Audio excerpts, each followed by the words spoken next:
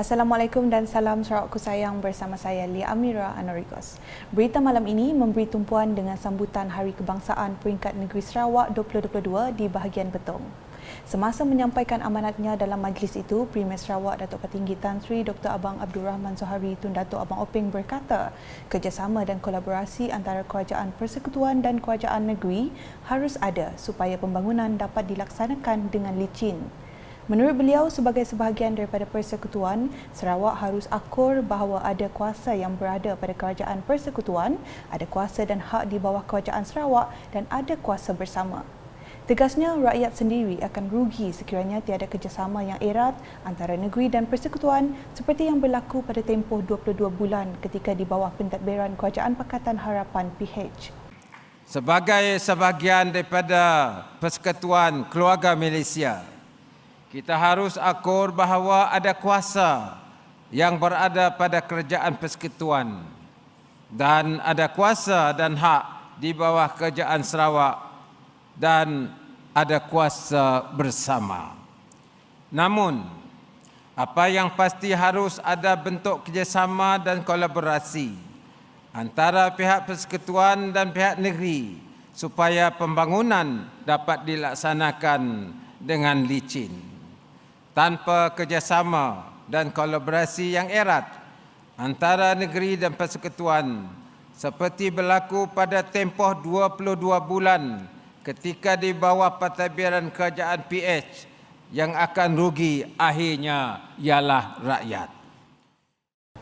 Beliau berkata demikian semasa berucap dalam majlis sambutan Hari Kebangsaan Peringkat Negeri Sarawak 2022 di Dewan Sukan Tan Sri Datuk Amar Stephen Kalung Ningkan Betong pada Rabu.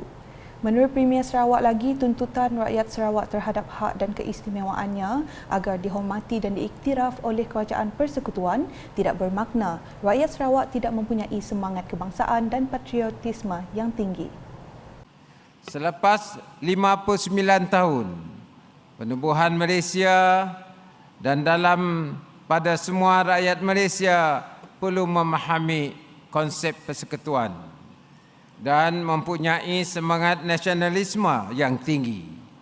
Perlu juga supaya keistimewaan atau hak Sarawak tidak dipersoalkan, tetapi langkah-langkah diambil untuk menghormati apa yang telah dipersetujui oleh para pemimpin terdahulu. Rakyat Sarawak menuntut supaya hak dan keistimewaan Sarawak dihormati dan diiktiraf oleh Kerajaan Persekutuan. Tetapi ini tidak bermakna rakyat Sarawak tidak mempunyai semangat kebangsaan dan patriotisme yang tinggi. Hadir sama Tuan Yang Terutama Yang di-Pertua Negeri Sarawak Tun Pehin Sri Abdul Taib Mahmud, Isteri Premier Sarawak Puan Sri Datuk Amar Jumaani Tun Tuanku Bujang, Timbalan Premier Sarawak Datuk Amar Douglas Ugah Embas serta Isteri Datin Amar Datuk Durin Mayang, Timbalan Premier Sarawak Datuk Amar Awang Tengah Ali Hassan serta Isteri Datuk Dayang Mauliah Datuk Awang Daud, Speaker Dewan Undangan Negeri Sarawak Tan Sri Datuk Amar Muhammad Asfia Awang Nasar serta Isteri Datuk Fatimah Muhammad Iskandar, Menteri Utiliti dan Telekomunikasi Sarawak merangkap Menteri Bertanggungjawab bagi sambutan Hari Kebangsaan Peringkat Negeri Sarawak 2022 Datuk Julaihi Narawi, Setiausaha Kerajaan Sarawak Datuk Seri Muhammad Abu Bakar Marzuki serta tetamu kehormat yang lain. Selain itu, majlis turut dihadiri Menteri Pembangunan Wanita, Kanak-kanak dan Kesejahteraan Komuniti Datuk Seri Fatimah Abdullah, Timbalan Menteri di Jabatan Premier Sarawak Hal Ehwal Korporat Penerangan dan UKAS Datuk Abdullah Saidul, Timbalan Menteri Belia Sukan dan Pembangunan Usahawan 1 Datuk Gerald Rentap Jabu, Ahli Parlimen Betong Datuk Robert Lawson Chuat dan mantan Timbalan Ketua Menteri Sarawak Datuk Petinggi Tan Sri Dr. Alfred Jabu Numpang serta div-div kehormat yang lain. Dalam ucapan sama, Datuk Petinggi Tan Sri Abang Zohari berkata, Sarawak sentiasa terbuka untuk bekerjasama demi kepentingan dan manfaat semua pihak dan rakyat. Namun tegasnya, jika ada pertikaian mengenai kuasa dan hak negeri atau persekutuan, mahkamah harus menjadi penentu kebenarannya. Sarawak sentiasa terbuka untuk bekerjasama demi kepentingan dan manfaat semua pihak dan rakyat. Namun, jika ada pertikaian mengenai kuasa dan hak negeri atau persekutuan, mahkamah harus menjadi penentu kebenarannya. Justru, apabila Sarawak menuntut cukai atau SST ke atas produk petroleum dari Sarawak, penyelesaiannya telah ditentukan oleh mahkamah bahawa Sarawak ada hak mengenakan SST. Setakat ini, sejak 2019, iaitu 3 tahun, Sarawak telah memungut 8.05 bilion SST dan dengan harga minyak mentah yang telah meningkat, pasti SST bagi tahun ini akan juga meningkat. Tambahnya, meskipun Sarawak dan Petronas sudah berhadapan di mahkamah, namun sekarang sudah terjalin kerjasama yang baik antara kedua-dua pihak untuk memajukan industri minyak dan gas di Sarawak sama ada di peringkat hiliran dan huluan kerana ia menjadi aspirasi rakyat Sarawak. Walaupun Sarawak dan Petronas sudah berhadapan di mahkamah, sekarang sudah terjalin kerjasama yang baik antara kedua-dua pihak untuk memajukan industri minyak dan gas di Sarawak pada peringkat hiliran dan juga huluan, kerana itulah aspirasi rakyat Sarawak. Kerjasama ini dimeterai di bawah perjanjian penyelesaian secara komersial atau Commercial Settlement Agreement yang ditandangi kedua belah pihak pada Disember 2020. Antara lain, pihak Petronas telah memberi komitmen untuk menyalurkan lebih banyak gas bagi tujuan membangunkan hub petrokemia di Tanjung Kidurong, Bintulu, dengan pembinaan loji penyaluran gas kedua di Tanjung Kidurong. Jelas beliau lagi, Kerajaan Sarawak juga bersedia menjalinkan kerjasama dengan pihak pelabur dari luar negara seperti Korea dan Jepun untuk membangunkan ekonomi hidrogen di negeri ini. Sementara itu, Premier Sarawak menjelaskan Betong sudah jauh berubah dari segi pembangunan sejak diiktiraf sebagai bahagian pada 2002. Katanya infrastruktur di bahagian itu akan terus dipertingkatkan lagi melalui agensi pembangunan bersepadu Betong BIDA yang dipengerusikan oleh Timbalan Premier Sarawak Datuk Amar Douglas Ugah Embas. Namun, semua yang sedia ada belum mencukupi, tetapi akan terus dipertingkatkan melalui BIDA, iaitu Betong Area Development Agency, yang dipengerusikan oleh Timbalan Premier Datuk Amar Douglas Ugah.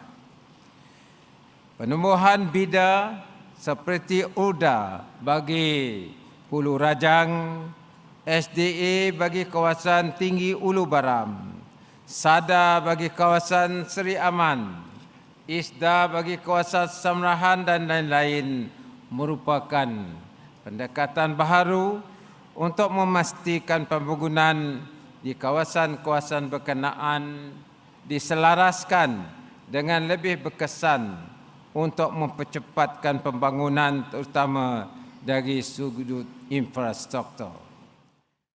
Beliau juga yakin dengan beroperasinya BIDA kelak, kawasan Betong akan membangun dengan lebih pesat lagi dan bergerak maju seiring dengan kawasan-kawasan lain di negeri ini.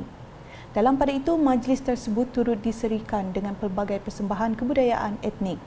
Kemuncak majlis menyaksikan penyerahan jalur gemilang oleh konvoi Kembara Merdeka Keluarga Malaysia kepada Tun Pehin Sri Abdul Taib Mahmud yang kemudiannya dinaikkan mengikut istiadat oleh kontingen Tentera Laut Diraja Malaysia. Terdahulu, Menteri Utiliti dan Telekomunikasi Sarawak Datuk Julaihi Narawi berkata, tema Keluarga Malaysia Teguh Bersama menggambarkan semangat, penghargaan, keprihatinan dan ketabahan rakyat Malaysia dalam mengharungi cabaran dan dugaan semasa pandemik COVID-19. Beliau yang juga Menteri Bertanggungjawab bagi sambutan Hari Kebangsaan Peringkat Negeri Sarawak 2022 memberitahu tema tahun ini dilihat sebagai usaha membina nilai kesefahaman dan penyatuan dalam kepelbagaian ras, etnik dan suku yang ada di kalangan masyarakat dalam pembinaan negara bangsa yang bersatu padu dan harmoni. Matlamat sambutan pada tahun ini adalah bagi menimbulkan kesedaran yang mendalam di kalangan generasi kita, terutama golongan belia sekarang, tentang pentingnya semangat patriotisme dan sayangkan negara untuk sentiasa dipertahankan, seperti mana generasi-generasi terdahulu mempertahankannya.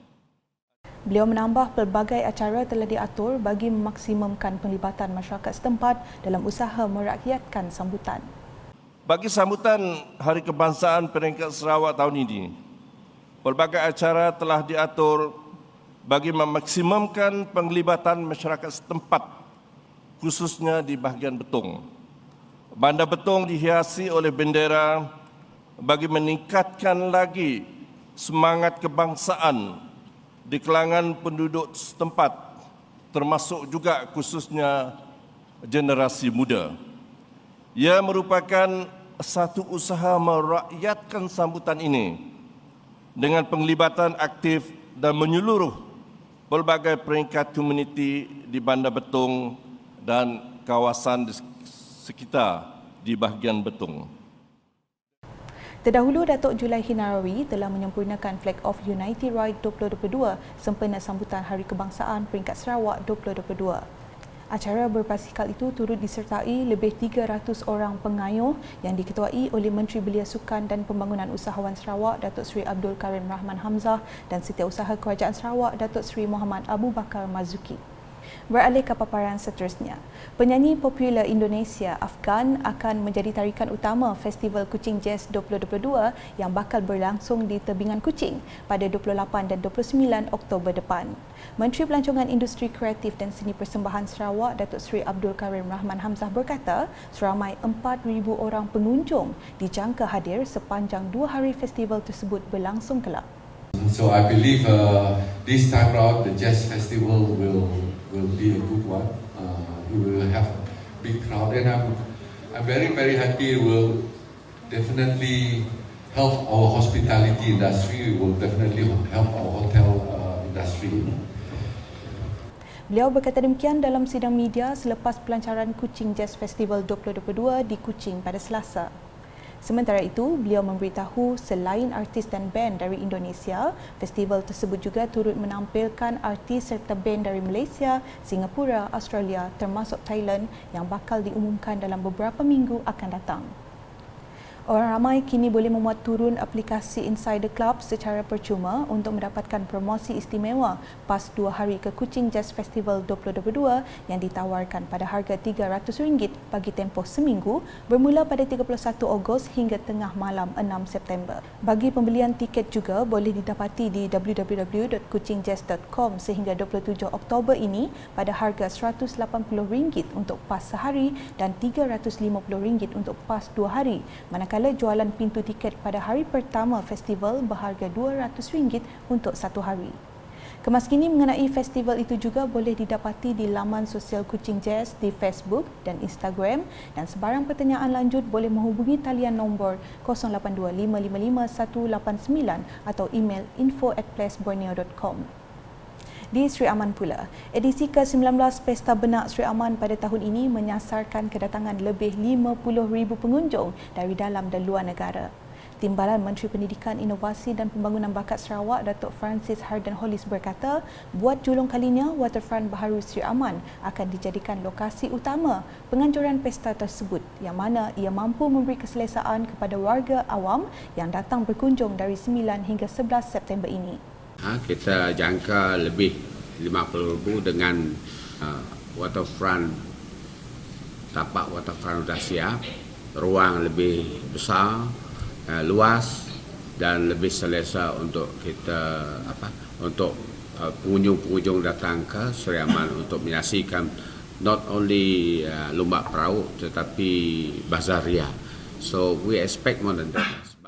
Beliau berkata demikian dalam sidang media Pesta Benak Sri Aman 2022 di Wisma Sada Sri Aman pada Isnin.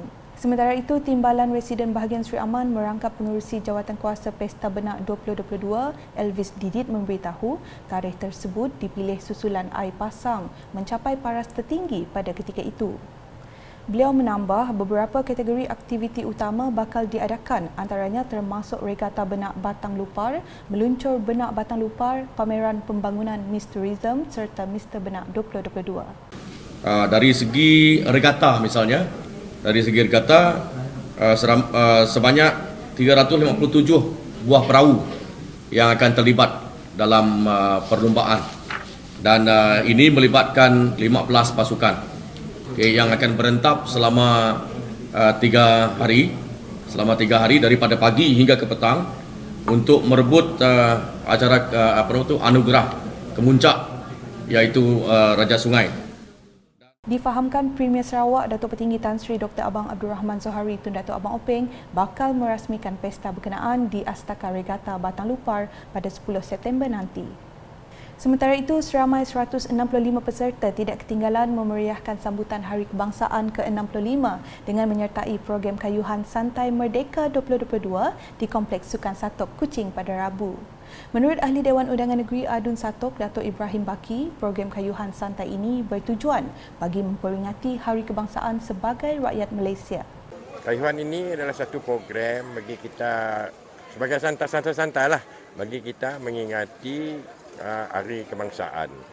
Kita bersama rakyat Malaysia, bagi kita mengingati Malaysia yang tercinta, kedudukan Malaysia dan alhamdulillah lah kita sebagai anak Sarawak, sebagai anak Malaysia masih dan tetap akan bangga menjadi sebuah nation sebagai Malaysia dalam Malaysia dan kita akan tetap akan bersama Malaysia. Beliau berkata demikian ketika ditemui media selepas program kayuhan Santai Merdeka 2022 di Kompleks Sukan Satok. Kayuhan santai sepanjang 5 km itu meliputi Jalan Muhibah menuju ke Jalan Patingan, seterusnya ke Jalan Dagok dan terus masuk ke Jalan Muda Hashim, Jalan Mataim, Jalan Datuk Haji Bahabol dan kembali ke Kompleks Sukan. Sementara itu, wartawan UKAS sempat menemu bual beberapa peserta program kayuhan santai ini yang rata-ratanya menyokong program seperti ini diadakan setiap tahun. Memandangkan sambutan yang amat menggalakkan, program tak perlu diteruskan. Bebas daripada semua anasir-anasir yang negatif dan hidup dengan harmoni. Sebagai seorang rakyat Malaysia, saya berbanggalah. Program itu amat bagus diteruskan, boleh dipolahkan. Semestinya program kemerdekaan saja, program berbasikal boleh diteruskan dengan program-program yang berkaitan lah. Sekiranya mengeratkan lagi, mengumpulkan lagi semua ahli kawasan setempat. Program untuk sebenarnya baguslah untuk orang teribadah, untuk generasi macam kami orang lah, yang kira generasi yang dah kira jauh lah. Bagi kita sentiasa mengingatkan hari kemerdekaan. Baguslah pola, mendapat setiap tahun pola untuk. Manakala di Simunjan dianggarkan kira-kira 2,000 pengunjung hadir memeriahkan sambutan ambang kemerdekaan di Padang Sentral Simunjan pada malam Selasa. Ahli Dewan Undangan Negeri Adun Simunjan, Aula Dris, turut hadir memeriahkan sambutan yang dianjurkan oleh Persatuan Kebajikan Anak Jati Simunjan Perkajas dengan kerjasama pejabat daerah Simunjan itu. Berucap ringkas dalam majlis tersebut, Aula memberitahu penganjuran program itu dapat memperlihatkan kerjasama dan tanggungjawab masyarakat di Simunjan yang bersatu padu. Katanya, merdeka bukan sahaja bermaksud rakyat bebas daripada penjajah, malah merdeka dari akal dan fikiran untuk meningkatkan kualiti kehidupan seiring dengan pembangunan negara masa kini.